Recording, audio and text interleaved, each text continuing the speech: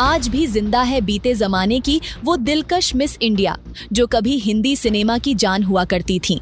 70 और 80 के दशक में यह खूबसूरत और बोल्ड अदाकारा पर्दे पर अपने जलवे बिखेरती थीं और दर्शकों के दिलों पर राज करती थीं। मिस इंडिया का खिताब जीतकर इन्होंने न केवल देश में बल्कि विदेशों में भी भारत का नाम रोशन किया। यह अभिनेत्री अपनी बेहतरीन अदाकारी और बोल्ड अंदाज से सबको दीवाना बना देती थीं। लेकिन फिर अचानक ऐसा क्या हुआ कि ये बॉलीवुड से गायब हो गईं? आज ये कहाँ हैं? किस हाल में हैं? और इनके बुढ़ापे का सहारा कौन बना है? चलिए इन सवालों का जवाब ढूंढते हैं। और हाँ, यह सब जानने के लिए 7 एनियास रिवाइंड को सब्सक्राइब करना न भूलें, वरना मिस इंडिया के किस्से मिस हो गए तो आप कहेंगे लाइफ तो जलेबी की तरह उलझी हुई है, लेकिन कहानी सुनने का चाशनी खत्म हो गया। आज हम बात कर रहे हैं अपने दौर की शानदार अदाकारा प्रेमा नारायण की। 70 और 80 के दशक में प्रेमा ने बॉलीवुड की कई फिल्मों में अपनी अदाकारी से दर्शकों का दिल जीत लिया।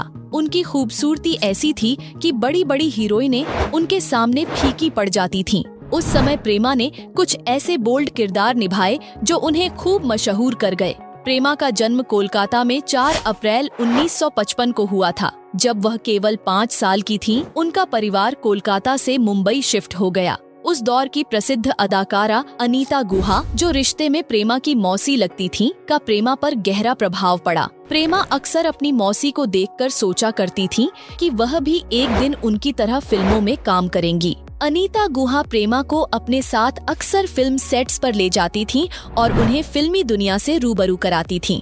यहीं से प्रेमा के मन में एक्ट्रेस बनने का सपना पनपने लगा। फिल्मी दुनिया ने उन्हें इतना आकर्षित किया कि उन्होंने ठान लिया कि एक दिन वह खुद इन सेट्स पर अभिनय करेंगी। छोटी उम्र में ही प्रेमा को इंडस्ट्री को करीब से समझने का मौका मिला। इसके साथ ही उन्हें नृत्य में भी गहरी रुचि थी। 8 साल की उम्र में उन्होंने कथक और भरतनाट्यम जैसे पारंपरिक नृत्य रूपों की शिक्षा पूरी कर ली थी। उस समय भारत में पौराणिक कथाओं पर आधारित फिल्मों का बोलबाला था। इन्हीं कथाओं पर आधारित फिल्में ज्यादा बनाई जाती थीं और लोग इन्हें खूब पसंद भी करते थे। ऐसे ही समय में एक फिल्म आई संतोषी माँ, जिसमें प्रेमा की मौसी अनीता गुहा ने संतोषी माँ का किरदार निभाया। इस किरदार ने अनीता को इतना लोकप्रिय बना दिया कि लोग सच में उन्हें देवी की तरह पूजने लगे। उस दौर में जब भी देवी देवताओं पर कोई फिल्म बनती, उसमें अभिनय करने वाले कलाकारों को भगवान जैसा दर्जा दे दिया जाता था। लोग उन्हें सालों तक उनके किरदार के नाम से ही याद रखते थे।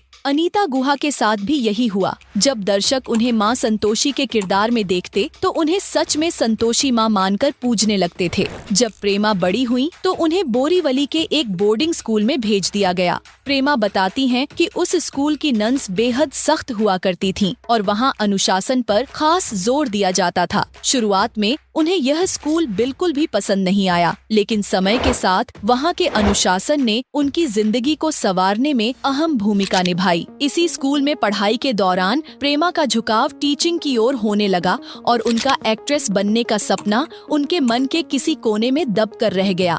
अपनी पढ़ाई पूरी करने के बाद उन्होंने जुहू के एक शिक्षण संस्थान में टीचर्स ट्रेनिंग कोर्स में दाखिला ले लिया। अब वह पूरी तरह से एक अच्छी शिक्षिका बनने की तैयारी कर रही थीं, लेकिन उनकी किस्मत ने उनके लिए कुछ और ही योजनाएं बनाई थीं। प्रेमा जिस संस्थान में टीचर्स ट्रेनिंग कर रही थीं, वहीं उनकी कुछ सहेलियां मॉडलिंग की तैयारी कर रही थीं। उनमें से कुछ मॉडलिंग में पहले से ही सक्रिय थीं।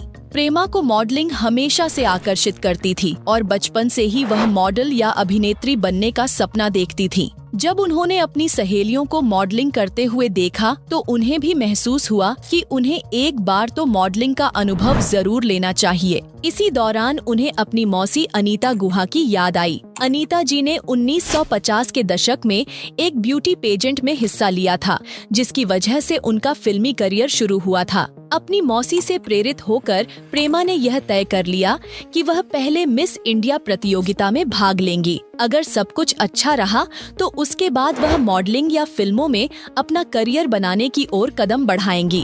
अब प्रेमा ने मिस इंडिया प्रतियोगिता में हिस्सा लेने की तैयारी शुरू कर दी। उन्होंने प्रतियोगिता में भाग लेने के लिए आवेदन पत्र भेजा और उनकी किस्मत इतनी अच्छी थी कि उनका आवेदन स्वीकार भी कर लिया गया। उस समय भारत में miss India beauty pageant, Femina और टाइम्स ऑफ इंडिया की साझेदारी में आयोजित किया जाता था। प्रेमा को किस्मत का पूरा साथ मिला और उनका चयन मिस इंडिया ब्यूटी पेजेंट के लिए कर लिया गया। जब उन्होंने इस प्रतियोगिता में हिस्सा लिया, उस समय उनकी उम्र मात्र 18 वर्ष थी। जीनत अमान और रीता फारिया पहले ही मिस इंडिया का खिताब जीतकर नाम कमा चुकी थीं।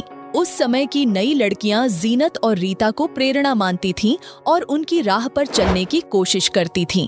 प्रेमा भी उन्हीं लड़कियों में से एक थीं जो इन दोनों को अपना रोल मॉडल मानती थीं। शुरुआत में प्रेमा थोड़ी शर्मीली और संकोची नजर आती थीं, क्योंकि उनके लिए यह सब कुछ नया था और वह पहली बार इस चकाचौंध भरी दुनिया में कदम रख रही थीं। लेकिन धीरे धीरे उन्होंने अपनी झिझक पर काबू पाया और उनका आत्मविश्वास बढ़ने लगा। फिल्मों की शूटिंग के दौरान प्रेमा को भारत और विदेशों में घूमने का खूब मौका मिला। भारत में उन्होंने लखनऊ, पुणे और कोलकाता जैसे शहरों में अपनी फिल्मों की शूटिंग की। वहीं जब उषा उत्थुप, मन्ना डे और महेंद्र कपूर जैसे मशहूर गायक विदेशों में कार्यक्रम करते थे, तो प्रेमा एक डांसर के रूप में उनके साथ जाया करती थीं। उषा उत्थुप का गाया हुआ फिल्म अरमान का गाना रंभा हो असल में प्रेमा नारायण पर ही फिल्माया गया था। इस गाने पर प्रेमा ने अफ्रीका और अमेरिका के कई देशों में शानदार डांस परफॉर्मेंस दी। यह गाना उस समय बेहद लोकप्रिय हुआ था। उषा की दमदार आवाज और प्रेमा के बेहतरीन डांस मूव्स ने सभी को उनका दीवाना बना दिया। इस गाने की सफलता के बाद प्रेमा को दुनिया भर में पहचान मिली और इस गाने के किसी भी परफॉर्मेंस के लिए हमेशा उन्हें ही बुलाया जाता था। प्रेमा कहती हैं कि उस दौर में लड़कियों को बहुत ज्यादा स्वतंत्रता नहीं दी जाती थी, लेकिन उनका परिवार बेहद सपोर्टिव था। उन्हें कभी भी किसी प्रकार की रोक टोक का सामना नहीं करना पड़ा। यही वजह थी कि उन्होंने अपने फिल्मी करियर को पूरी बिंदास शैली में जिया। प्रेमा घूमने फिरने की शौकीन थीं और अपने करियर के माध्यम से उनका यह शौक पूरा होता रहा। फिल्मों की शूटिंग और डांस परफॉर्मेंस के कारण उन्हें अलग अलग जगहों पर जाने का खूब मौका मिला, जिसे उन्होंने पूरी तरह से एंजॉय किया। अगर उनकी निजी जिंदगी की बात करें तो प्रेमा ने राजीव सिंह नाम के एक वकील से शादी की। जब वह अपने करियर के चरम पर थीं, तब उन्होंने राजीव से विवाह किया। शादी के बाद उनके लिए फिल्मों में काम करते रहना एक चुनौती बन गया। घर की जिम्मेदारियां और फिल्मी करियर के बीच संतुलन बनाना उनके लिए बेहद मुश्किल हो गया। शुरुआत में सब कुछ ठीक चला, लेकिन बच्चों के जन्म के बाद उनका फिल्मी करियर और पारिवारिक जीवन संभालना बहुत कठिन हो गया। साल 1999 में यह बस्ती है बदमाशों की फिल्म करने के बाद उन्होंने फिल्मी दुनिया को पूरी तरह से अलविदा कह दिया। अब प्रेमा एक शांत और सुखद रिटायरमेंट जीवन बिता रही हैं। वे अपने परिवार के साथ हर पल का आनंद लेती हैं और कहती हैं कि जीवन का यह अध्याय भी किसी खूबसूरत फिल्म की तरह है। प्रेमा अब 68 साल की हो चुकी हैं और अपने परिवार के साथ बेहद खुशहाल जिंदगी जी रही हैं। और दोस्तों, ऐसी ही दिलचस्प कहानियों और नॉस्टैल्जिया के लिए सब्सक्राइब करें 7 एनियास रिवाइंड को, जहां हम पुरानी यादों को नए ट्विस्ट के साथ वापस लाते हैं, क्योंकि ये कहानियां कभी पुरानी नहीं होती, बस और ज्यादा मजेदार हो जाती हैं।